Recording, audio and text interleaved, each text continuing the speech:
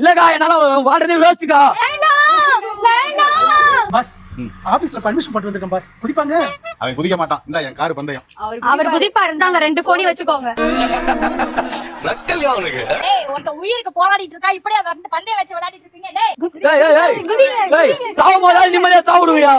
அவன சொல்லி நிறுத்துங்க வேண்டாம். இடம் வாங்கி தர என்னால வாங்கி தெரியா? சத்தியமாவா? சாவ போறவங்க மேலே சத்தியம் பண்றாங்க பாரு. மோசமான தாய் கல்வி. நான் வரேன்.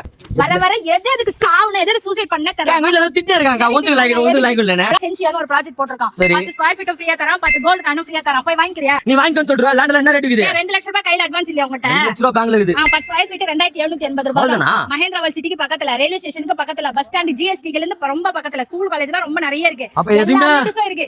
எல்லாமே இருக்குது. வெறும் 2780 ரூபாய் ஒரு ஸ்கொயர் ஃபீட். வெறும் 2 லட்சம் ரூபாய் அந்த நீங்களே அந்த லேண்ட் வாங்கிக்கலாம். கரெக்ட்டா? அதானே சொல்ல வரீங்க? தண்ணி குடிங்க. நான் போய் வாங்கிக்கிறேன் லேண்ட். Thank you. இல்ல மெயினா ப்ரோக்கரேஜ் இல்லையா? உங்களுக்கு ஏதாவது கமிஷன் தரணுமா? அதெல்லாம் ஒண்ணு இல்லடா.